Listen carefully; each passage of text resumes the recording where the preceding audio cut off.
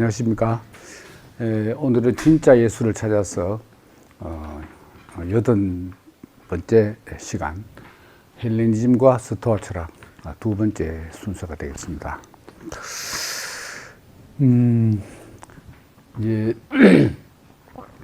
이제 헬레니즘 여러 차례에 걸쳐서 말씀드렸지만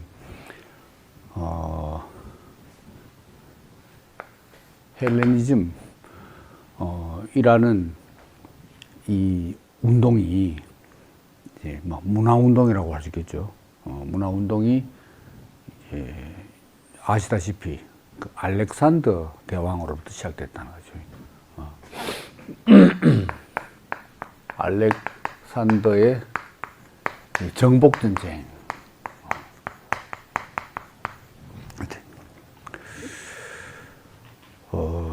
그래서 이제 알렉산더는 이제 그리스 본토 출신이 아니고 그 위에 있는 그 마케도니아 지역 출신입니다. 그 자기 아버지 필리포스 2세도 마찬가지고. 그래서 이제 그리스 본토 사람들은 이 마케도니아 사람들을 그 야만인 취급을 했던 거죠. 그래서 엄밀하게 말하면 이제 정통 그리스인이 아닌 거죠. 우리 한반도로 말하면 만주지방 이 정도에 해당되는 거니까. 그리고 이제 알렉산더가 12년 제위를 하면서 한 10년간 전쟁을 했는데 거기서 엄청난 영토를 아시다시피 정복을 했다는 겁니다. 근데 그게 점령한 이제 주력 부대는 다 마케도니아 군인들입니다. 물론 그리스 용병들을 합쳐서 갔지만 이 주역은 마케도니아 군인들이고 그 마케도니아 군인들 숫자가 그렇게 전 지역을 커버할 만큼 많지 않다는 거죠. 그래서 이 알렉산더의 어떤 그 융화 정책, 융화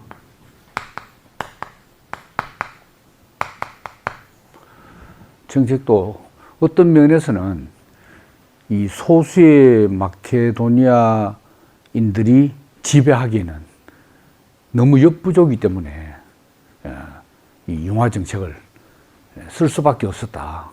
이런 역사가들의 그 분석도 있습니다. 또 일리가 있다고 생각돼요.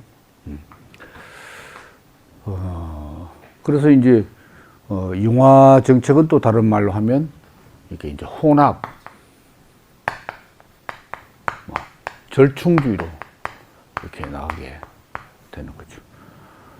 그리스 문화가 이제 정복 지역으로, 정복 지역의 문화가 또 그리스 지역으로 이렇게 서로 혼합되고 절충되면서 이제 헬레니즘이라는 이 문화가 탄생을 했다 이제 하는 거죠.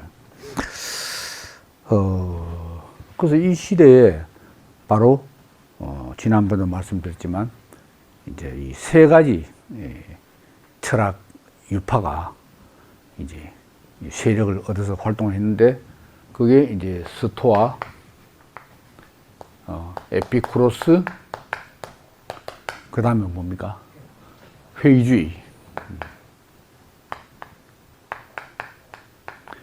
근데 회의주의는 크게 이 철학적인 성격의 특성상 영향력을 끼치지 못했고 가장 큰 영향력을 이제 스토아 학파가 끼치고 그 다음에 에피쿠로스 학파다 이겁니다. 그래서 이제 이 시대에 이제 맞으면 그리스 본토인들은 본토인대로 이제 자기들이 무시했던 미개인이라고 무시했던 마케도니아인들한테 이제 정복을 당했잖아요. 그러니까 이제 폴리스 도시국가 공동체가 붕괴되게 된 거죠. 그래서 뭐 소크라테스, 플라톤, 아리스토텔레스 이 힐랍 철학의 금자탑을 이루는 이 사람들도 다 그 폴리스 이 공동체의 바탕에서 철학을 했단 말이에요. 근데 이 폴리스가 다 붕괴되고 또 페르시아 사람들은 페르시아대로 이 신과 같은, 거의 뭐 신왕이죠. 거의 신격화된 신왕이 젊은 알렉산더에 의해서 패전하고 도망가다가 부하에 의해서 살해당해버리는 이런 비참한 이제 모습을 봤잖아요. 그러니까 그 사람들의 이 정신적 충격도 엄청난 거죠. 이제 이렇게 신앙들. 그래서 말하자면 이 전체 이 헬레니즘 문화권에 있는 이 백성들이 그리스인이든 뭐 피정복민이든 간에 뭔가 이게 불안, 자기들이 의지하고 있던 이 사회 기반이 무너져 버리니까 불안, 혼란, 공포,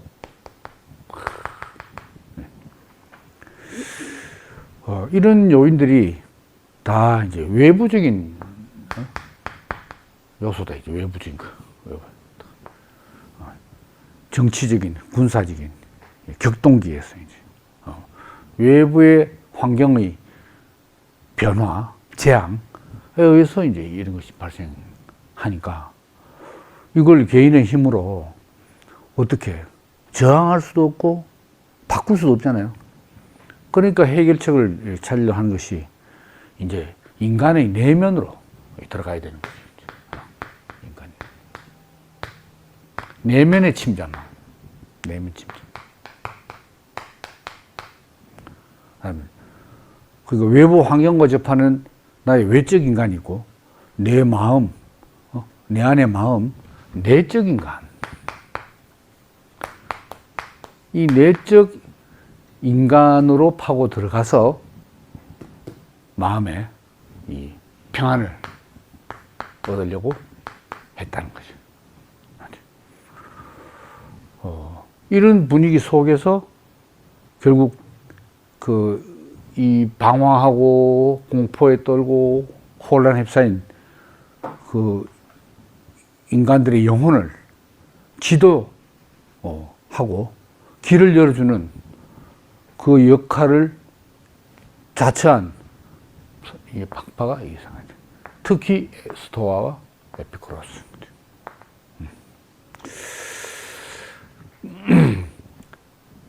그래서 이제 에피쿠로스는 다분히 이제 개인주의, 개인의 정신적인 쾌락, 개인주의. 그래서 숨어서 지내라. 뭐 이런 말을 숨어서 지내라. 그것도 일리 있어요. 모난 돌이 정 먼저 맞는다고. 이 혼란스러운 시대에 괜히 머리 내밀었다가 언제 목날아갈지 모르니까 숨어서 지내라. 이렇게 말. 근데 이 스토아는 그렇게 말하죠. 이 공공의 의무, 공공의 의무를 중시하는, 그러니까 사회적인 책임, 의무, 이런 것을 강조하게 됩니다.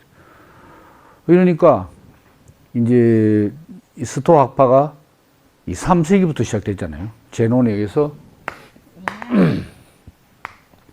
그래서 이제 약 대충 3세기, 기원전 3세기부터 시작됐대요. 그래서 지난 시간 말씀드린 대로 초기, 중기, 후기. 초기는 이 3세기 제논, 클레안테스, 그다음 뭔지 기억나시나요? 이거 아시면 우등생인데. 크리시포스.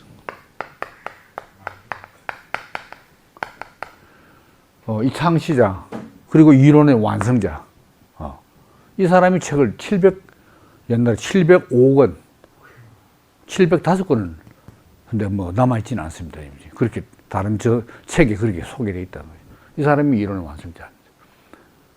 이렇게다가 이제 중기에 와서 이 로마인들에게 이제 구미에 맞는 절충주의를 추구하고 중기, 초기, 후기, 요거는 이제 3세기, 그리고 이제 요건 BC 2세기에서 1세기, 여기는 AD 1세기부터 2세기. 요렇게 이제. 여기 세 사람이 이제 다 알려져 있는 세네카, 그 다음에 에픽테토스, 그리고 유명한 마르쿠스 아우렐리우스, 이렇게 되어 있다 그러죠. 렐리우스. 그래서 이제 요 세 사람의 저술들은 거의 다 현재까지 전해지고 있고, 요 전 사람들은 거의 없어요. 뭐 2차 문헌에서 소개된 글, 이런 정도 원전이 별로 없습니다. 여기 클레안테스의 뭐 제우스 송가, 제우스를 찬양한 시, 뭐 그 정도만 원전이 남아있지, 나머지는 다 없으니까 정확히 이 사람들이 어떻게 말하는 걸 사실 다 모른다 이겁니다. 그래서 근 500년에 걸쳐서 시작하고 마쳤기 때문에 500년 동안 또 이 한 사람의 사상이 아니잖아요. 쭉 이렇게 여기 그리스 판도에서 여기 이제 과도기를 거쳐가지고 로마, 여기 이제 로마 수토학파거든요. 그렇기 때문에 이 사상의 변화도 분명히 있었다는 거죠. 초기, 중기는 많이 좀 차이가 난다. 그렇게 볼 수 있습니다. 그래서 이 알렉산더 시대에 와서 더욱더 이제 플라톤, 아리스토텔레스를 거치면서 또 이 스토아 학파 에피쿠로스까지 오면서 인간이 점점 더 그리스인들이 이 합리성을 추구하게 돼요. 합리성. 철학뿐만 아니라 이 과학도, 고대 과학도 점점 발전을 하잖아요. 그러니까 이 합리성 추구, 그 이전에는 뭡니까? 옛 신화. 옛 신화에서 점점 합리성, 철학이 등장했다는 게 바로 그거 아닙니까? 합리성. 그러다 보니까 이 스토아 학파 이 시대에 와서는, 헬레니즘 시대에 와서는 이 신화적 종교가 이제 힘을 못 쓰게 된 것이에요. 그래서 이 셋 중에 스토아 철학이면서 거의 종교의 역할을 같이 해요. 인생의 정체성을 말해주고, 인생의 길을 제시해주고, 또 미래 예언까지 하고, 거의 철학이면서 철학적 종교적 철학. 종교가 하는 일을 스토아 철학이 떠안고 같이 나갔다는 거예요. 예. 왜? 사람들은 인생의 길을 찾아야 되니까. 이런 와중에 여기 1, 2세기, 여기 특히 1세기에 어떤 사건이 발생했습니까? 이제 막 스토아 사상이 요 중기를 거쳐 후기로 막 넘어갈 때, 그때 예수 그리스도가 탄생을 했다. 탄생. 그래서 이제 스토아 사상이 대표적으로 이제 막 로마인이든 그리스인이든 아시아인이든 아프리카인이든 우리가 인생의 답을 줄게. 우리의 가르침은 따라. 이런 사명감 가지고 나가는데 여기에 팔레스타인에 유대 땅에서 그리스도가 탄생하죠. 하는 말이 뭐냐? 요한복음에 내가 길이다. 그러면 너가 길 아니다. 너 잘못된 길이다. 이거. 내가 빛이다. 그럼 뭡니까? 자기가 빛이면 나머지는 다 어둠인 거야. 내 안 따르면 전부 어둠이고, 나와 함께 따르면 빛 가운데 있다. 내가 생명이다. 이렇게 이야기를 했다, 이 말입니다. 예. 그 처음 볼 때 뭐 우습죠. 헬리즘 지식인들이 볼 때는 여기 뭐 사상이 있습니까? 체계가 있습니까? 뭐 심오한 깊이가 있습니까? 뭐 황당해. 죽었다가 3일 만에 살아났다 하고 하니까 이게 또 웃기는 거. 그래.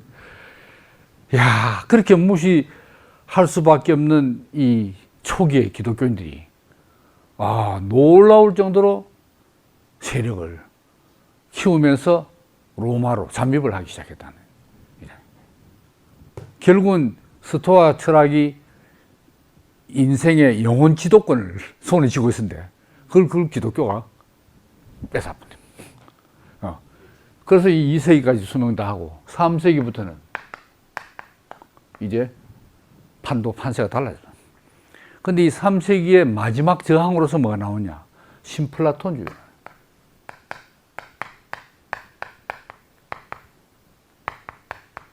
신플라톤주의. 3세기에. 이 신플라톤주의는 스토아주의 사상도 포함하고 더 글쏠라서 휘랍의 그 유명한 플라톤 사상을 다시 부흥시킨 신플라톤주의. 이 신플라톤주의는 기독교의 영향도 많이 받았어요. 벌써 이때 이 3세기에 기독교가 많이 컸잖아요. 그 기독교의 영향도 많이 받았다. 그래서 이 창시자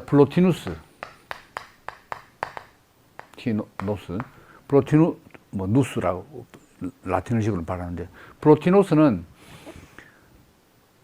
이 신플라톤주의 사상으로 이 봇물 터지듯이 쏟아져 들어오는 기독교의 물결을 막으려고 한 것이죠. 이 신플라톤주의 사상에, 다시 말하면 스토아를 포함해서 이 그리스의 이 철학 사상에 모든 인생에 답이 들어있다. 그것을 증명하려고. 신플라톤. 그리고 신플라톤주의는 다음 순서가 되면 다음 적절한 시기에 꼭 한번 더듬어 정도 알고 자세하게 살펴봐야 됩니다. 왜냐하면 이 신플라톤주의가 바로 기독교의 교부들에게 엄청난 영향을 미쳤고, 어쩌면 기독교 신학 사상은 이 신플라톤주의하고 막 섞여가지고 혼합된 거거든요. 그것도 그런 것이 요 플로티누스 앞서서 플로티누스 선생이, 이 사람이 이제 진정한 신플라톤주의 창시자로 말하는데 암모니우스 사카스입니다. 암모니우스 사카스. 이 사람의 제자가 바로 요 플로티누스 한 사람하고 여기 한 20살 더 많은 오리게네스가 있는 거예요.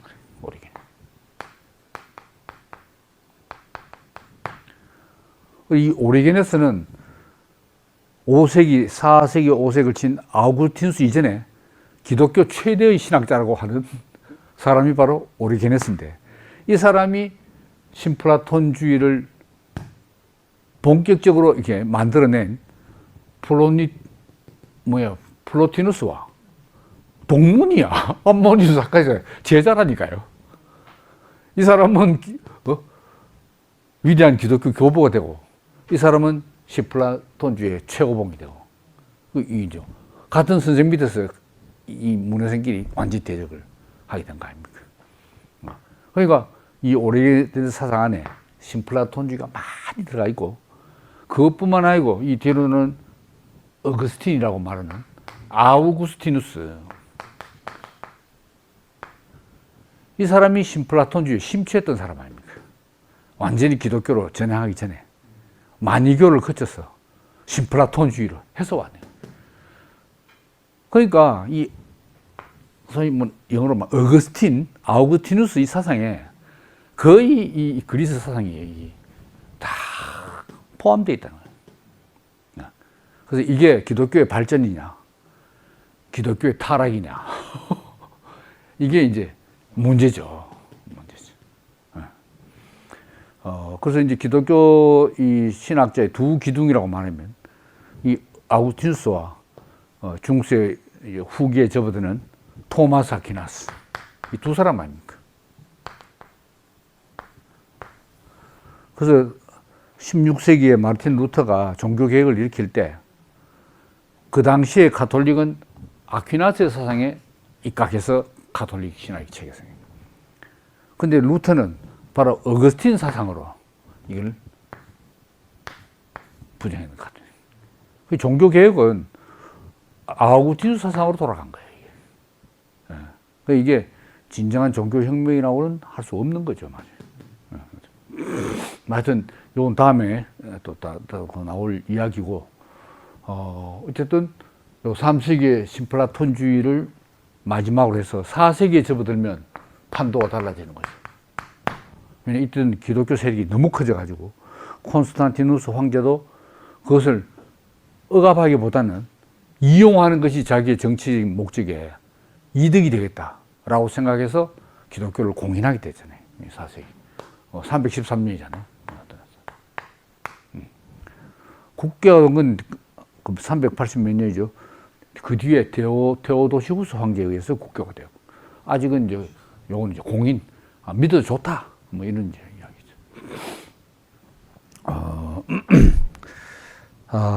그래서 이제 문제는 이제 드디어 529년 AD 529년에 그 유스티아누스 황제가, 이건 벌써 6세기입니다. 서양 중세가 시작될, 중세 카톨릭이 막 시작될 한 이때 황제가 그건 그럼 몇 년이죠? 한 800년 전통을 가진 아카데미아, 그리스 아테네의 아카데미아 학원을 폐쇄하라는 명령을 내리게 돼요. 그래서 이제 아테네에서 철학 교육 금지, 뭐 이거 학교만 문 닫는 게 아니고 이제 철학 교육은 금지되고, 이게 유스티누스 황제가 529년 6세기입니다. 이게 벌써. 그러니까 뭐 이때는 벌써 이 폐쇄령을 내리지 않아도 벌써 그리스 철학은 벌써 이제 명운을 다 했다고 볼 수 있는 거죠. 구한말에 대원군이 뭘 했나요?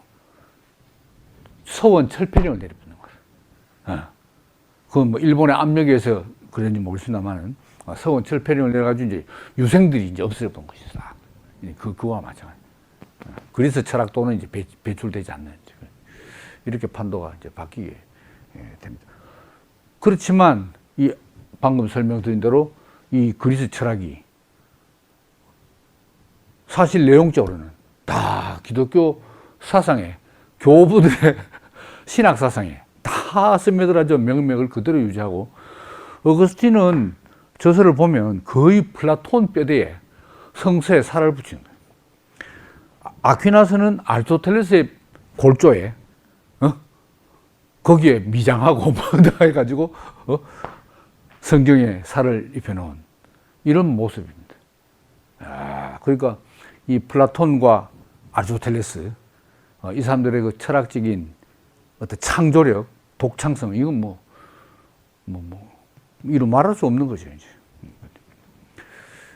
그럼 이제 스토아 사상은 철학적인 어떤 뭐 창조성, 독창성, 깊이, 높이에서 물론 플라톤과 아리스토텔레스에 비견되지 않습니다. 그들의 천재성을 뭐 도저히 따라갈 수는 없는 거죠. 어찌 보면 이제 더 이 스토아 철학이 좀 철학의 대중화에 기여했다고 말씀드립니다.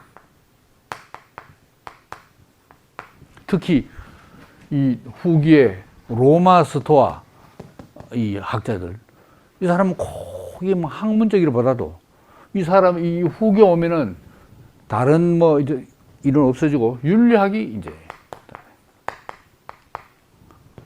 사람이 어떻게 살아갈 것인가.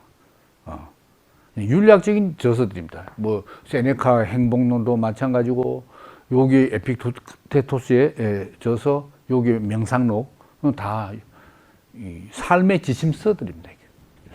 철학적인 깊이는 스토아 사상에 기반했지만 뭐 이 스토아적인 어떤 사고의 창조성을 보여주는 건 없다는 거죠. 그래서 오늘 현대에도 뭐 이게 뭐 영미권에서 스토아 사상을 현대인들의 마인드에 적용해서 뭐 이렇게 살아라 하는 그런 책들이 꽤 있더라고요.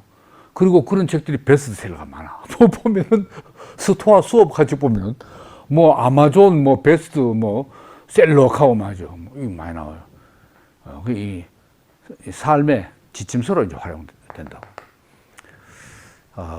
그래서 뭐 전번에도 다 설명했습니다만은 다시 한번 기억을 되살린다면은 이 스토아의 창시자는 제논인데 이 제논이 원래 이 그 사이프러스 섬, 키프러스 섬 출신이라고 했잖아요. 키프러스 섬, 성경에 나오는 두로, 시돈 이런 데는 다 그 페니키아인들의 이제 정착지입니다. 페니키아인들. 이건 해상 이 무역에 종사하는 이제 사람들 아닙니까? 그 사람이 그 출신이잖아요. 그래서 이제 뭐 추정컨대는 이 사람이 처음에는 뭐 아버지를 따라갔는지 아테네에 상업 목적으로 갔다가 거기서 이제 철학을 접해가지고 공부를 했는 거라. 그러니까 뭐 아카데미아 학파에도 가고 한번 들어보고 뭐 페리파토스 학파 여러 또 남아있는 그 철학자들을 배우면서 이제 가장 큰 영향을 받은 게 이제 이 사람이 소크라테스. 그 소크라테스가 스토아적인 현자로서 이 대표적인 인물로 생각하는 거죠. 소크라테스가. 그 다음에 이제 키니코스 학파.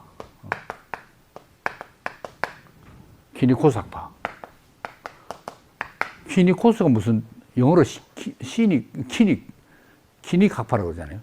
키니코스가 그리스어로 퀴온, 요게 개란 뜻입니다. 그러니까 아마 개처럼 자유롭게 산다.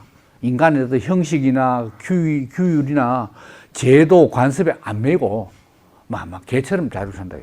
여기 유명한 사람이 뭡니까? 디오게네스. 여도 개 나오네요. 안 개지만은 밖으로 해가 디오게네스. 그러니까 알렉산더 가서 무엇이 필요하면 하도 유명하다 하니까 찾아갔지. 그러니까 통속이 돼. 햇빛 좀 가지 말고. 뭐 황제가 와도 떠는 것도 없고 뭐 받을 것도 없다 이거지. 이 통 좀 바꿔주세요. 이것도 아니야. 이거. 아무것도 당신이 나한테 해줄 게 없다. 이런 대응에서. 그 영향을 많이 받았어요. 근데 이 퀴니코스 학파가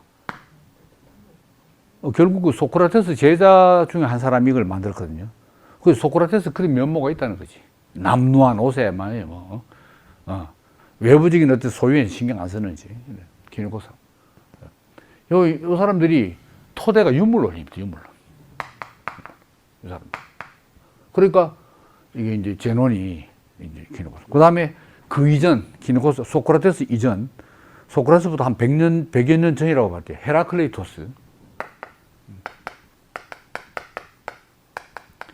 헤라클레이토스에게서 이제 로고스 사상을 이제 로고스.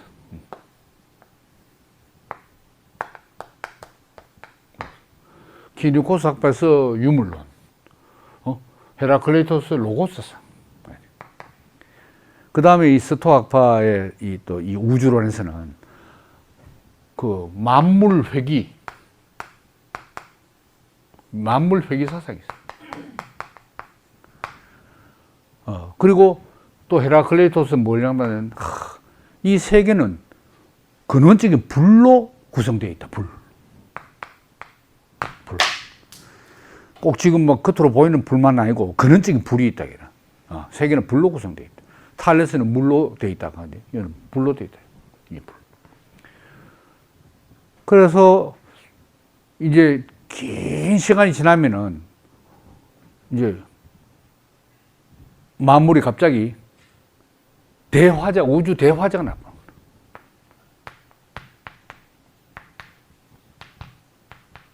대화재. 폭발해서 이 우주가 다 없어져 버린 거야. 없어지면 끝나느냐? 아니야. 다시 다 없어지고 근원적인 불로 돌아가는데 그 근원적인 불에서 또다시 새로운 우주가 형성돼 버려. 이게 계속 이제 사이클로 어느 일정 시간 되면은 대화재, 폭발, 소멸, 그 다음에 재생. 이걸 끝없이 순환적으로 되풀이한다. 요런 우주론을 가진 게 헤라클레이토스인데 여기 그대로 이걸 받았는 거죠. 이런 거야. 그리고 또 뭐 플라톤, 아리스토텔레스의 영향도 물론 받았고,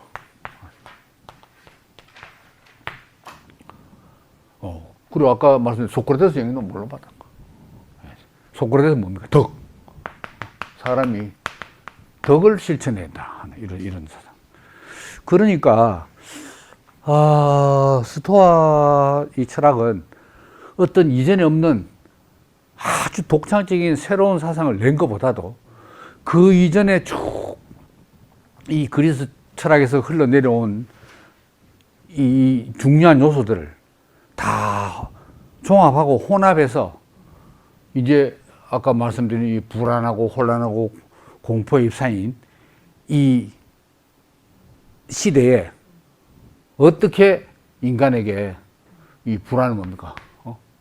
안정을 시키냐. 안정. 질서를 보여줘요. 이런 걸 목표로 이제 철학을 했다는 거죠.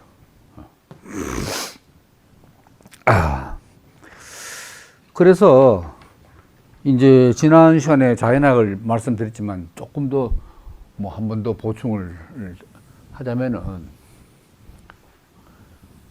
자연학은 뭡니까? 이제 이 세계가 자연학이 제일 중요한 건 세계에 존재하는 거, 존재하는 것이 뭐 어떻게 존재하냐? 이걸 먼저 뭘로 있느냐 이거 아닙니까? 이거는 그 실제가 뭐냐? 실제는 물체입니다, 물체. 이게 윤물론이죠. 바탕이 윤물론이라니까. 그 물체는 구체적으로 개별적인 존재 아닙니까? 개별적인 물체들. 그러면 이제 플라톤의 예를 들어서 이데아학 하면 뭡니까? 이데아는 구체적인 물체가 아니야. 안 그렇습니까? 보편적인 뭐 관념이라 할 수 있지. 어디 이데아라는 게 개별적 뭐 있습니까? 모든 인간은 인간 이데아로 인해서 생긴다. 할 때 그 인간 이데아가 어딘가 하면 확인이 안 돼. 그러니까 이제 요 스토아학파에서는 그런 건 이제 존재하지 않는 거야. 이제. 개별적 물체. 이런 면에서는 아리스토텔레스하고 상당히 가깝지. 아리스토텔레스가 선생의 이데아론을 불만을 가진 그거 아닙니까? 그거거든. 물체. 이게 아주 이제 자연학의 바탕을 이루고 있다는 거죠. 근데 이 물체가 그럼 뭘로 되어 있냐 하면 물불, 공기, 흙이라는 네 원소로 되어 있다. 이거는 엠페도클레스에서 나와가지고 플라톤, 아리스토텔레스로 이어지는 이게 만물의 구성 원소들입니다. 네, 4원소. 엠페도클레스가 원래 처음에 말했거든요. 엠페도클레스가 말했는데 이게 플라톤도 받아들이고 자기 우주론에서 아리스토텔레스도 받아들여요. 물불공기. 근데 이제 스토아학파는 헤라클레이토스에서 많이 영향을 받았기 때문에 이 중에서 이게 엠페도클레스는 처음부터 이 네 개는 독립적인 원소인 거라 이게. 처음에 네 개로 시작해. 근데 스토아학파에서는 그게 아니고 불이라고 불, 처음엔 불이야, 불. 불에서 공기가 나오고, 공기에서 이 순서가 좀 틀리면 공기에서 물이 나오고, 물에서 흙이 나오고. 그 네 원소를 환원시키면 전부 불로 돌아, 불로. 근원적인 불로.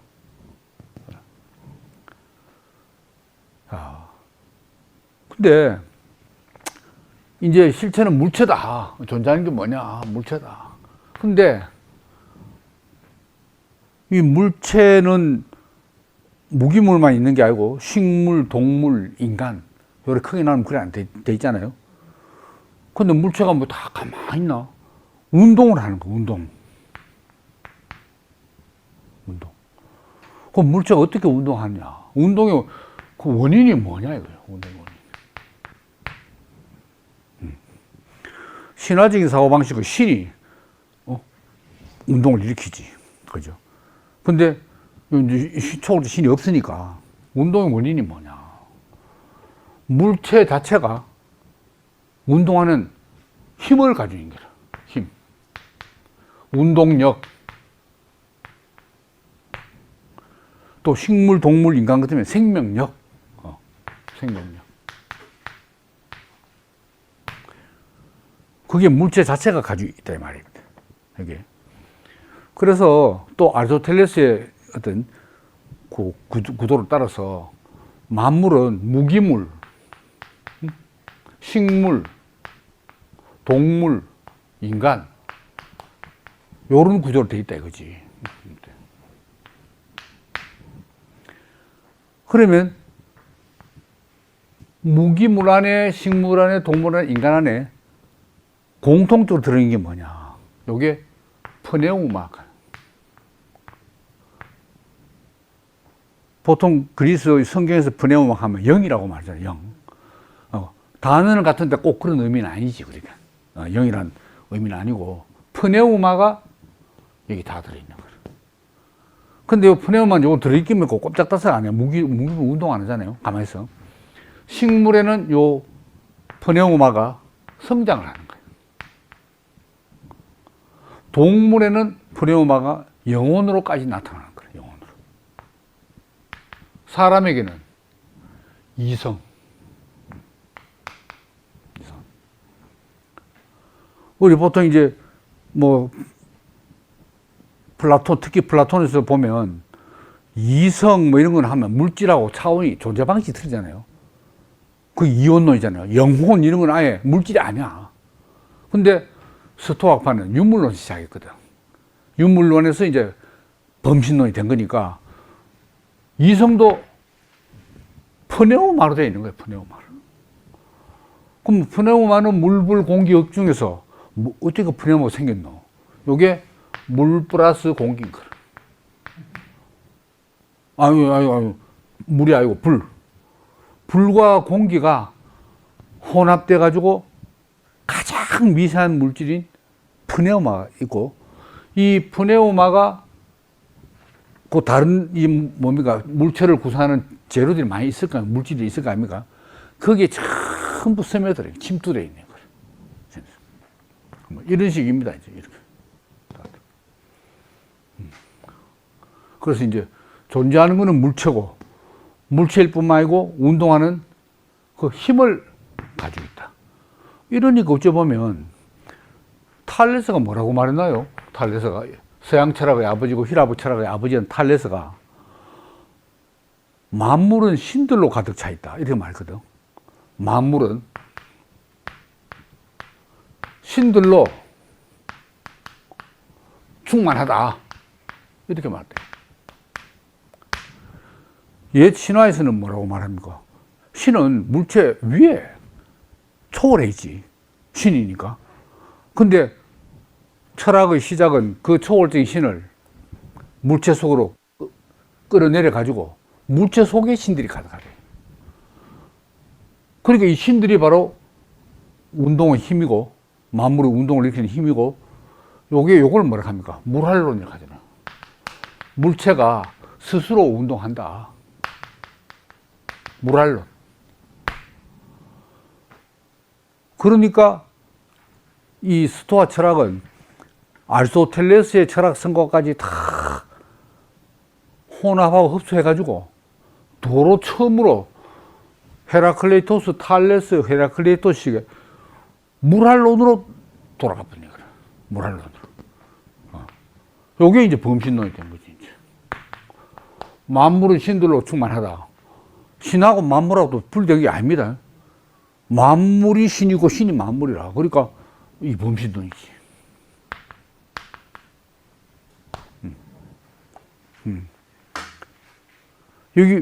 여기 물활론에서 아예 그런 어떤 신적인 요소를 배제해버리면 유물론으로 가는 거고, 신적인 요소를 또 분리시키면은 플라톤, 아리스토텔레스식의 또 특히 플라톤식 이원으로 되는 거고, 이래 된다 이 말입니다. 플라톤을 어찌 보면 뭐 너무 전문적인 이야기인지 모르겠지만은 플라톤의 이데아들은 전부 그리스 신들의 철학적인 개념들이라. 정의의 신, 사랑의 신, 다 그 신화에 있던 신들 아닙니까? 그걸 철학적인 개념으로 바꿔놓은 거라. 그리고 어찌 보면 플라톤은 철학적인 사고로 오히려 신화로 갔다고도 말할 수 있는 거죠. 요는 오히려 물알로 돌아가 버렸어요. 이 스토아학파는. 네. 그래서 제가 지난 시간에도 말씀드렸는데 기억나실지 모르지만 결국 이 이원론, 소월적인 신들이 있고 여기 이제 현상계, 물질 세계가 있다 하면은 인간이 이제 어차피 여기 있잖아요. 이 신들하고 이 현상계 이렇게 신들 초월시켜 놓으면은 신들하고 현상계하고 신들하고 인간하고 어떻게 관계가 되는가? 어떻게 신들이 개입하느냐? 이런 문제가 아주 어렵고 복잡하다. 막연하고. 그러니까 오히려 없애버리고 유물론, 물질밖에 없다. 유물론이 되어버리면 어찌 보면 아리스토텔레스도 바로 그 선생님이, 플라톤 선생님이 안고 있는 이 관계를 설명하려고 그렇게 어렵게 막 하는 평생을 골몰해서 다 해결되지 않은 그 문제를 다르게 생각한 거지. 이 없다. 이 이데아 아닙니까? 플라톤에서는. 이데아들, 이거 초월적인 거 없다. 이 속에 이데아가 들어있다. 이걸 아리스토텔레스는. 그러니까 아리스토텔레스는 이런 놈이지. 이원론이 아니고. 근데 그보다 더 단순하게 말하면 유물론인 거죠. 근데 유물론은 뭐 문제냐. 여기는 이 우주에 인간도 마찬가지로 다 왜냐하면 원자들의 결합 덩어리니까. 원자 덩어리야. 인간도 그렇고. 왜 식물 됐냐? 원자들이 그리 결합하다 보니까 우연히 결합하다 식물 됐고. 왜 인간이냐? 그거 하다 보니까 그래 됐다. 전부 우연이라니까, 우연. 그러니까 여기는 이제 필연하는 게 없어. 반드시 그렇게 되지 않으면 안 된다. 그렇게 될 수밖에 없는 필연이 없고, 그 다음에 이 우주가 앞으로 나아갈 목적이 없는 거라. 전부 우연적인 결합인데 목적이 있습니까? 왜 태어났냐? 그럼 모이다 보니 태어났지. 왜 죽냐? 해체되게 죽는 거지. 뭐 이런 거야, 이제. 그러니까 이 우주나 인생이나 목적이 없어. 그러니까 사람이 물론에만 탁 안착을 하려고 하니까 내 인생에 목적이 없네. 그 이것도 문제라.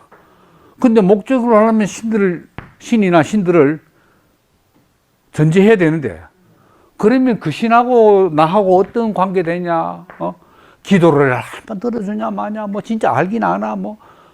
회의됐다가 믿었다가 불신했다 왔다 갔다 하니까 이것도 문제가 많아. 그러니까 스토아학파는 제 짐작입니다. 스토아학파는 이걸 부정하는 게 아니고 이걸 좀 내려오이소 해가지고 딱. 그럼 이 안에는 이 막연함, 신들 막연함도 없어져 보고 여기서 목적과 필연이 살아나잖아요. 이 안이 있으니까. 이 안이 있으니까. 탈레스는 그까지 생각 못한 거지. 바로 이걸 끌어내는 착상매도 엄청난 거지. 탈레스 시작하면서 바로 여기까지 다 생각을 못 하잖아요. 이렇게 이제 됐다는 겁니다, 이제. 그래서 이제 이런 용어들, 프네우마, 아까 말한 프네우마, 그 다음에 세계 이성, 세계 영혼, 세계 법칙, 운명, 필연, 심지어는 제우스란 말까지. 이게 다 같은 말입니다. 그래서 로고스는 뭐냐? 세계 이성. 근데 로고스란 말에 법칙도 맹투 들었어요. 법칙 세계. 그 스토아학파의 로고스 사상이 바로 그런 거다, 이게 로고스. 자, 이렇게 말하니까, 그 윤리학을 할 시간이 얼마 안 남았는데, 이전 배경까지 다시 한번 설명하고 하니까, 그래서 이제 스토아 사상이 영향력의 범위에서는 이 플라톤 아카데미하고 아리스토텔레스의 페리파토스 학파가 행사하던 영향력과 범위보다 훨씬 넓어요. 그래서 이제 결국 이제 뒤로 갈수록 처음에는 논리학 세계가 뭐라 그랬죠? 자연학, 윤리학. 요 3대 영역이잖아요. 논리학은 과수원의 울타리라면 자연학은 과수원이고 윤리학은 열매다. 또 계란으로 말하면 요건 계란 껍질, 요건 계란 흰자위, 요건 계란 노른자위. 어쨌든 요게 제일 중요하다는 이야기죠. 윤리학. 자, 그래서 그러면 이제 그 윤리학이 뭡니까? 인간의 삶, 어떻게 사는 게 뭐냐? 그리고 삶이 뭘 지향하냐? 선, 뭐 덕, 이런 걸 지향한다 이거지. 그래도 선이 뭐고 덕이 뭐냐, 뭐 이런 거 아닙니까? 근데 어쨌든 인간이 살려면은 삶의 주체가 결국 육체와 영혼 가운데서 결국 영혼인 거라. 그 윤리적 삶의 주체가 영혼이다 이거지. 그러면 이제 영혼이 뭘로 구성되어 있냐. 플라톤식으로 말하면 아예 신들의 세계에서 내려온 거라, 이 지상에. 인간 영혼이. 근데 이 스토아학파는 유물론에 원래 바탕을 두고 있으니까 영혼이 다른 말로 하면 프네우마예요, 프네우마. 프네우마는 불과 공기의 복합체라고 그러잖아요. 물질 중에서도 가장 미세한 물질이지. 가장 미세한. 그 영혼이라는 물질이 이 신체 다른 물질들에 전부 다 이게 다 침투되어 있는 거예요. 그 중에서 가장 이제 지배적인 영혼 부분 중에서 가장 전체를 경영하고 통치하는 영혼. 그게 이제 이성적인 영혼의 이성적 부분, 이성적 영혼. 그거는 어디에 위치하고 있냐? 머리에 위치하거든. 이렇게 이제 그 영혼도 물질이다. 그걸 알아야 돼. 그러면 이 물질이 그러면 영혼은 불멸하느냐, 뭐 사멸하느냐, 뭐 어찌 된 거냐 하는 데서 또 스토아학자들이 의견이 달라요. 뭐 주역까지 나올 건 없고. 그러니까 제논, 클레안테스, 크리스포스 이 사람들은 세 명이 공이 뭐라고 말하냐면 이 영혼을 구성하는 프네우마 중에서 가장 순수한 부분은 불멸이고 나머지 좀 찌꺼기 부분은 사멸이다. 이렇게 말한 반면에 에픽테토스와 마르쿠스 아우렐리우스는 개인 영혼의 불멸은 인정하지 않아요. 이건 인정 안 해요. 근데 그 앞서의 그 네로 황제 스승이었던 세네카 이 사람은 영혼의 불멸을 이야기하는 거예요. 같은 스토아. 그래서 이 영혼 불멸 여기에 아주 이 기독교 이 교부들이 아주 이 세네카의 글을 인용하고 자기들 생각하고 비슷하대, 그죠? 기독교 교부들이. 영혼은 스스로를 정화하고 잠깐 동안 우리들에게 머무른 뒤에 우주의 높은 곳으로 올라가서 복된 혼령들과 짝지어 돌아다닌다. 거룩한 무리들이 이 영혼을 받아들인다. 바로 이걸 교부들이 인용을 했다는 거지. 자기들 생각하고 비슷하다. 중세 영혼관이 바로 그거 아닙니까? 중세 기독교 영혼관이 바로 그랬거든.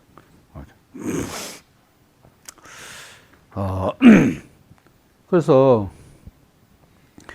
이제 이 이성적 영혼이 이제 인간을 지배해야 된다. 이게 스토아 윤리학의 기본 이제 토대입니다. 이성적 영혼이 인간을 지배해야 된다. 아주 뭐 자세한 거는 막 시간상 건너뛰기로 하고, 그 다음에 이제, 선이 뭐냐. 선은 이제 덕을 위해서 이제 있는 거예요. 선하고 덕하고 조금 다른데, 선이. 그럼 이제 덕이 뭐냐? 요거는 자연에 따르는 삶. 자연. 이 자연에 따른다는 것은 뭐 소풍 가고 뭐 야외 활동하고 그게 아니고, 요게 자연이 이제 본성, 이게 이제 나투어 아닙니까? 나투라, 라틴어로는 나투라고 그리스어로는 피시스. 피시스. 요거는 본성이지, 본성. 본성에 따른 삶입니다. 근데 이 본성이 뭐냐? 바로 이성인 거예요. 이성. 인간의 본성이 바로 이성적 존재다. 그래서 이 이성적 존재, 그러면 전체 우주도 뭐로 돌아갑니까? 운행이. 우주 이성이라는 게. 우주 이성이면 우주 영혼이라. 하나의 살아있는 생명체니까. 이 우주 이성. 우주 이성. 이걸 뭐 세계 이성이, 세계 이성이라고 말하죠. 세계 이성. 우주보다 세계 이성. 요게 바로 또 보편적인 이성입니다. 보편적인. 그럼 이 안에 인간은 바로 이성적 영혼이잖아요. 인간도 이제 개인 이성이 있는 거라. 그럼 이게 이제 전체고, 나 하나는 부분 아닙니까? 그러니까 뭐 덕이 따로 있는 게 아니고, 전체 이 세계 이성의 보편적 이성의 질서에 내 개인 이성이 따르는 거. 그게 자연에 따르는 삶입니다. 본성에 따른 삶. 뭐 이런 이제 이야기입니다. 그래서 이제 에픽테토스가 뭐라고 말하냐? 신이 원하는 것은 내가 원하는 것보다 낫다고 생각한다. 나는 종이요, 귀의자로서 신에게 나를 바치려 한다. 이때 신은 초월적 신이 아닌 거라. 바로 이 세계, 전체 세계가 바로 신이라니까.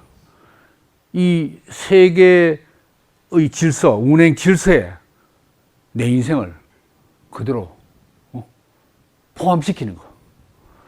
그러니까 이제 기독교하고 비교하면 그리스도 안에 in Christ, 스토아 학자들은 in 로고스,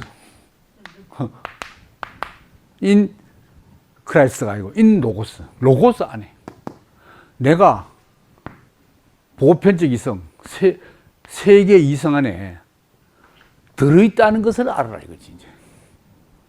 그거예요. 이제.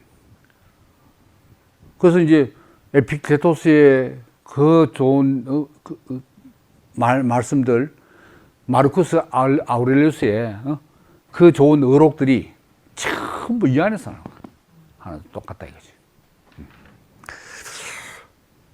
그래서 이제 이런 스토아 사상이 이제 로마 세계에 들어갔잖아요. 로마 세계에 들어가면서 공공의 의무를, 왜냐하면 에피쿠로스는 가능하면 숨어서 살아라. 완전히 개인주의, 자기 세계를 무시해야 된다 그러잖아요. 근데 얘는 인간의 존엄성을 더 강화하는 거라. 개인의 불안과 공포 속에서 인간의 존엄성을 더 강화하는 쪽으로 갔다 그랬잖아요. 에피쿠로스는 세계를 아예 도피해버리는 쪽으로 가고. 그러니까 로마의 이 통치자들에게는 스토아 사상이 맞지. 왜? 전체를 봐라. 부분을 보지 말고 뭐 내 하나 이걸 보면 안 되고 전체를 봐야 된다. 전체를. 그러니까 이제 어떻게 되겠습니까? 전체. 금방 제가 아주 좋은 말을 썼는데 까먹었네. 그럼 이제 마르쿠스 아우렐리우스의 이야기 들어보면, 우주여, 너의 뜻에 알맞는 것은 모두 나의 뜻에도 알맞다. 나에게 지나치게 늦게 생기는 것도 없고 지나치게 이르게 생기는 것도 아무것도 없노라. 이 우주에서 일어나는 사건들이 적합하게, 그죠? 질서, 조화, 한목적적으로 발생하는 거라. 왜냐하면 세계 이성이 보편적 이성인데, 이성이라는 이 성질 자체가 질서와 조화와 한목적적인 거라. 한목적적. 목적이 다 맞다, 이 말. 그럼 난 이 안에 들어있는 부분이 예외일 수 없잖아요. 그러니까 알고 보면 이 세계 전체가 이렇게 돌아간다면 내 인생에 일어나는 무슨 일이든지 다 알고 보면은 늦게 일어난 것도 없고 빠르게 일어난 것도 없고 다 적절할 때 그 사건이 다 일어나는 걸 알겠다. 내 개인의 취향이 맞든 안 맞든 간에 절대로 우연한 일이 발생하지 않는다. 무엇이든지 받아들이는 것이 인생이다. 이런 이야기지. 그러니까 이제 맞아요. 이제 생각났어. 세계 시민주의. 세계 시민. 주의. 코스모폴리타니즘. 폴리스가 이 세계 전체다. 우리 도시국가가 아니고 이 세계 전체가 내 도시, 내 국가다. 내 민족이 아니고 세계 인류가 내 민족이다. 이렇게 된다, 이 말이에요. 왜 그런가? 전부 너도 이성, 나도 이성. 야만이 가면 그도 인간이 똑같은 이성거라. 전부 이성적 존재야. 이성. 그리고 이 세계 신은 초월적 신이 아니잖아요. 그러면 신하고 인간하고 이 세계라는 신하고 인간하고 어떻게 관계되느냐? 신도 이건 더 넓은 의미의 전체 이성. 나는 부분 이성. 이성, 적인 행위자라는 점에서는 규모만 틀리지 같은 거야. 그러니까 세계 인류는 그러니까 뭡니까? 노예나 자유자나, 부한 자나 가난한 자나, 남자나 여자나, 다 똑같은 이성의 소유자인 거라. 너도 이성, 나도 이성. 우리는 하나다. 네가 내다. 왜? 이성 같으니까. 이렇게 됐다. 이제 그런 사해 동포주의. 사해. 내 바다에 흩어져 살지만 다 사해 동포다. 이러니까 이 스토아 사상이 로마에 들어가니까 로마의 통치자들이 이 사상에 영향을 받고 로마 법이 많이 바뀌게 됐다는. 처음에는 로마 법은 노예는 말할 것도 없고, 그다음에 야만인들, 피정복민들, 여성들, 미성년자들 다 불리하게 로마 법이 돼 있었대요. 근데 점점 법이 개정되는 거라. 그러니까 이제 우리 법 하는 게 뭡니까? 민법, 상법, 헌법, 형법 하는 게 전부 실정법이라. 실제로 적용하는 이 실정법. 법전은 실정법이지. 이런 경우에 상법 몇 조에서 이걸 처벌한다 이런 거 있잖아요. 실정. 이 실정법은 어디에 토대를 두고 있는가? 자연법에 토대요. 자연법. 요거는 성문법이지. 몇 조 다 법전에 나와 있는. 근데 이거는 자연법이 불문법 아닙니까? 문서화되지 않았어. 자연의 법칙이야. 자연의 법칙이 뭐냐? 바로 이거다. 보편적 이성. 이 법, 질서와 조화와 한목적적으로 쫙 운행되는 이 법이 자연법이에요. 이 자연법 사상이 이 서구의 이 법 사상이에요. 근대는 말고 근대, 현대까지 쫙. 설정법은 자연법의 토대입니다. 그 자연법을 어떻게 해석하냐, 이게 이제 중요한 거죠. 예.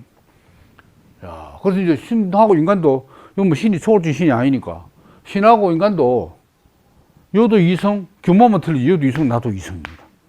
그러니까 뭐 소통이 막 되는 거지 뭐. 신과 나는 하나다. 이래 되는 거지. 보편적 이성, 나는 부분적 이성, 개별 이성 이래 된다 말이야. 야, 그러니까 이 그리스 물론 뭐 그 유물론도 있지만은 전체적인 그 그리스 철학 그리고 헬레니즘 철학까지 보면 이 사람들의 세계관, 인생관은 뭘로 본질을 보냐? 전부 이성입니다. 이성. 이게 본성이고 자연이고, 그죠? 그러니까 이성에 따르는 삶, 이성에 따르는 삶. 그럼 인생의 불행, 고통, 공포, 욕망, 욕정 이런 거는 이성에 따르지 않기 때문에, 이성에 따르지 않기 때문에. 그래서 이제 그 윤리학에서 이제 두 가지, 인데 스토아가 이제 두 가지를 강조하는데 윤리학에서 두 가지 강조점이 뭐냐? 하나는 활동적인 삶.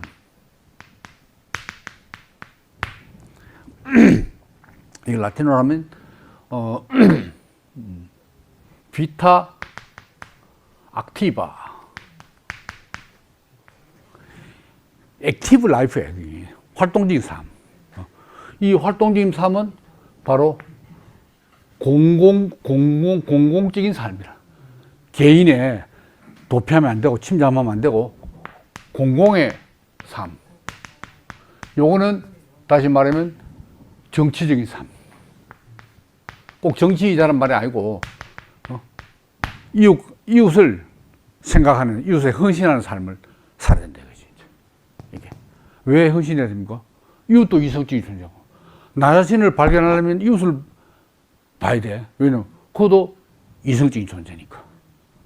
공공상. 그 다음에 두 번째가 뭐냐면은 유명한 아파테이아.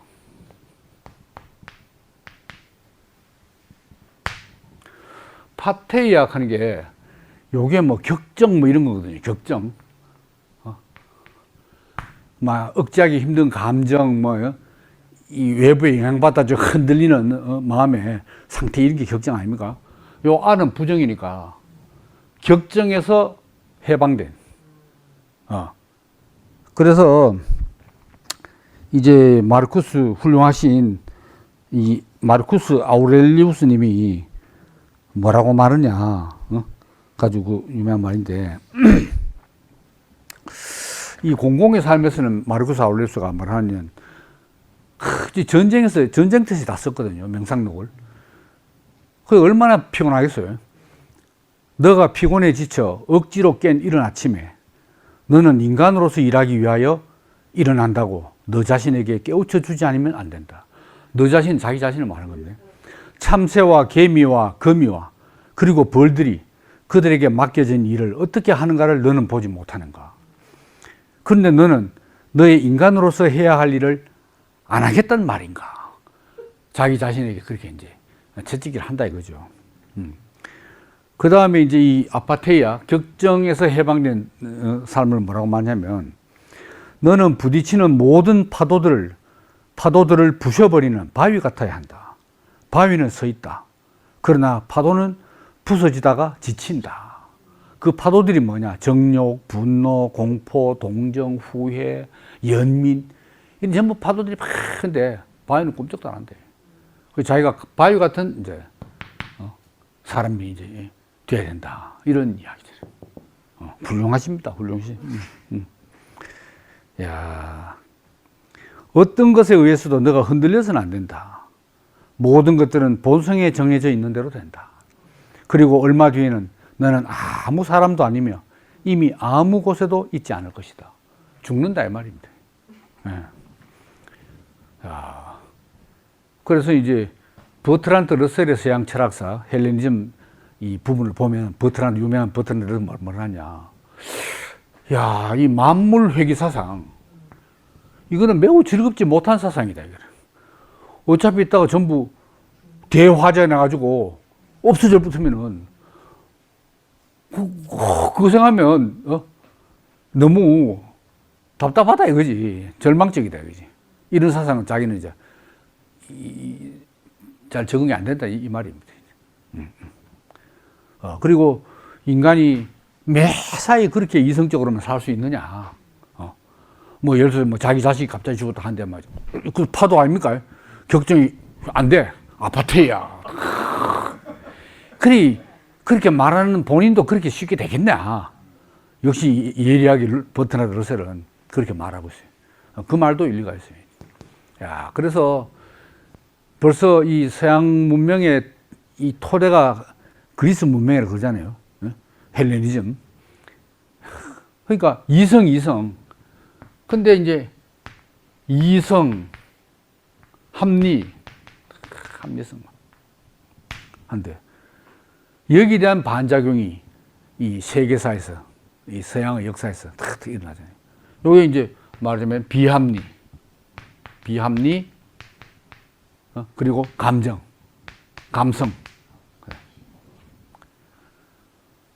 그래서 서구의 몰락, 슈팽글러가 서구의 몰락을 때 말하냐. 결국 이 합리성이 몰락하는 거다. 서구의 합리성. 그래서 니체 사상은 뭡니까? 이 비합리성을 들고 나온 거예요. 인간이 너무 이성이 하다가 서구가 결국 몰락한다. 슈팽글러는 서구에 몰락한 책이 있잖아요. 합리성에 몰락. 그 인간의 이 이성 못되는 이 감성, 비합리성. 그리스도 마찬가지예요. 이성만 있는 게 아니었어, 그리스도. 요게 그 이제 신화적으로 말하면 아폴론 신이다. 이성신. 아폴론. 여기는 디오니소스. 개인적으로든 사회적으로든 항상 이 두 요소가 공존하는데 너무 이쪽만 강조하고 쳐버리면 중국에서는 어땠어요? 중국의 유교가 스토아처럼 비슷해요. 유교. 네. 거기에 좀 반발한 게 노자, 장자의 비합리성. 똑같은 건 아니지만 비슷해요, 하여튼. 네. 야, 그러니까 이제 이 스토아 이 사상은 이제 이성.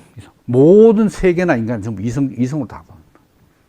그러면 거기서 비이성적인 거는 팔을 못 보지. 비이성적인 게 바로 불행의 원인이니까. 그냥 명함도 못 냅니다. 이 말이지. 네. 그리고 이제 마지막으로 시간이 많이 됐습니다만은 이제 그 공자가 이 군자를 목표로 했다면은 이 스토아 이 사상가들은 현자를 목표로 합니다. 현자, 소포스,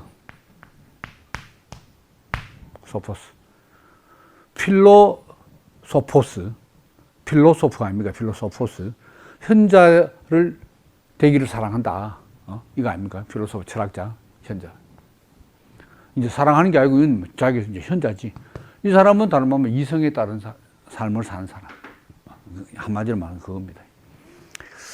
근데 이제 이 스토아 학파에서 이 두 가지를 이제 이 문제가 뭐냐, 이걸 좀 따지면은 이 자유와 운명, 이 무슨 대립 관계를 보여준다는 거지. 자, 파도가 부서져도 꼭한 바위처럼 내가 견디려면은 나의 의지의 자유가 있어야 될 거 아닙니까? 그 흔들릴 거냐 말 거냐 내 의지가 결정하는 거야.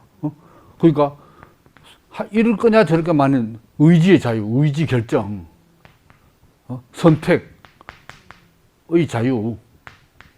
그래 분명히 이야기해요. 그래야 윤리학이 성립하지. 자유가 없고 전부 이 운명은 다른 말은 뭡니까? 필연이거든. 필연. 그렇게 될 수밖에 없었다 하면은 도덕적인 윤리적인 책임을 물을 수가 없어. 자기가 그럴 수밖에 없는데 안 그럴 수 있는데 네가 이랬다 내가 처벌하고 책임을 부과할 거 아닙니까? 책임 추궁을 할 거 아닙니까? 그래서 분명히 자유를 이야기해. 그 현실적인 자유라고 말하는데 전체 이 스토아 철학의 분위기가 운명론인 거예요. 운명론. 왜 그렇습니까? 세계 이성, 보편적 이성, 이 이성이 비물질적인 게 아니고 물질적인 거라. 더 구체적으로 말하면 프네우마. 그럼 벌써 이 보편적 이성 안에 앞으로 지금 일어나고 발생시키는 일, 앞으로 발생시킬 일, 지금 일어나고 있는 일, 이 이성 안에 씨앗처럼 다 들어있어. 그러니까 필연이지, 필연. 운명이구만. 그러니까 이 마르쿠스 아울레스나 에픽토스나 운명을 받아들여라. 운명에 저항하지 마라. 막 한단 말입니다. 그럼 운명을 받아들이면 어차피 그렇게 돼 있는데 내가 뭐 선택하고 하는 선택 자유가 안 되잖아요. 왜냐하면 어차피 개인의 이성이 선택을 하는데 그 이 보편적 이성 이미 다 정해져 있는 필연적 법칙으로 도는 이성 안에 있는 건데 자기가 뭐 선택을 못 어떻게 해. 이론적으로 말하면 이걸 해결할 어려운 거라. 그러니까 어떻게 이제 그 당시에도 벌써 한번 반대자들이 막 이야기했잖아요. 너가 운명 때문에 넌 자유가 없어 이렇게 반대를 하잖아요. 그러니까 이 현자는 의사 결정이 자체가 벌써 이 운명의 법칙에 딱 맞게 결정한다. 달리 결정을 아예 안 한다. 그러니까 내가 자유롭게 하지만은 요거 딱 매사 일치한다. 이렇게 말하는데 그럴 사람이 현실적으로 실제로 있다면 현자밖에 되겠어요. 현자가 몇 명 되겠습니까? 이게 진정 해결책이 안 된다는 거지. 왜 그런가? 이 스토아 철학의 바탕이 유물론의 근거를 두고 있기 때문에 이 보편적 이성관 이 자체가 자유가 있는 게 아닌 거라.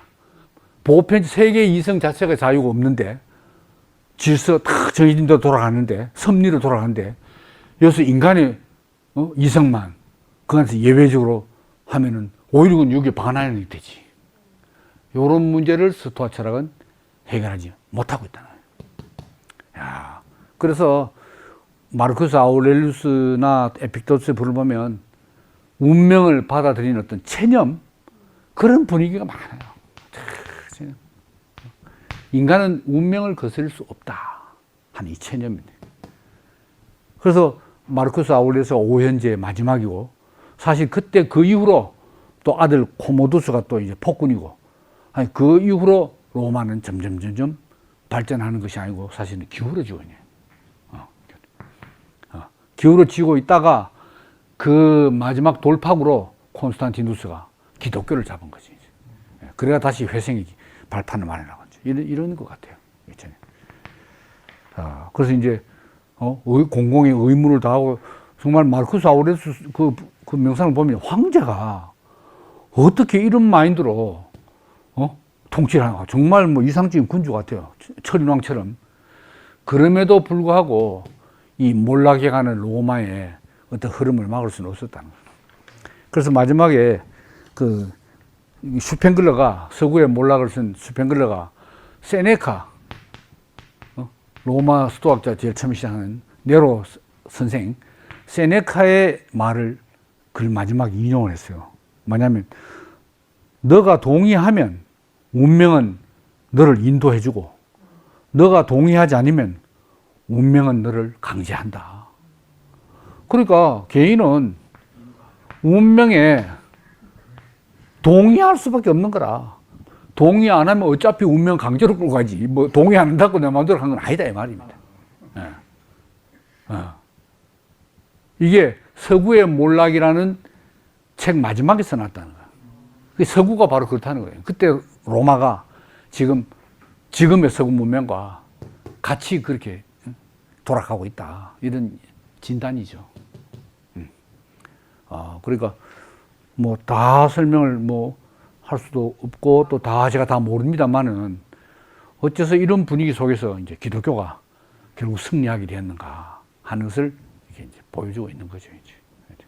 그리고 이 모든 것을 이성적으로 보는 참 훌륭하지만 절대 다수의 대중들이 정말 이성적인 원리에 따라 산다는 게 쉽나? 이게 문제 아닙니까? 말은 다 맞고 훌륭해요. 그치만 그대로 살기가 쉽나? 왜? 인간은 이성 못지않게 감성이 휘둘리니. 근데 또 현실적으로 보면 우리가 그냥 뭐 철학을 떠나서라도 이 세상적으로 뭐 좀 성공한다는 사람은 다 그 이성을 중시하는 사람들이. 합리성을 추구해야 성공을 하지. 감정에 휘둘리고 비합리적으로 사고하는 사람 치고 제대로 된 사람 누가 있습니까? 현실적으로 그래요. 그렇지만 뭐 이러나 저러나 이게 구원을 가져오지는 못한다는 거지. 이게 문제지, 이제. 이건 전부 자기 노력 아닙니까? 이성적으로. 이건 자기 노력 안 한 사람. 이런 거거든. 구원이라는 개념은 없고, 여기서 은혜라는 개념이 없다는 이야기. 그게 이제 소위 말하는 절대 다수의 못난 사람들은 그저 구원이 필요하고 은혜가 필요한 거예요. 뭐 마르쿠스 아울레스나 에픽도 이런 뭐 특별한 훌륭한 사람은 막 이성으로 딱 자기가 경영하고 막딱뭐 일하면 되지. 근데 이제 우리 같은 보통 사람은 괜히 흉이 내다가 나가 떨어진다는 거. 저 자신의 경험이기도 하고. 제가 고등학교 2학년 때 이 마르쿠스 아울레스의 명상록을 읽었어요. 감동받고 일주일은 반현자처럼 살았습니다, 저도. 동생들이 떠들어도 뭐 썩 안 되고 조용해라.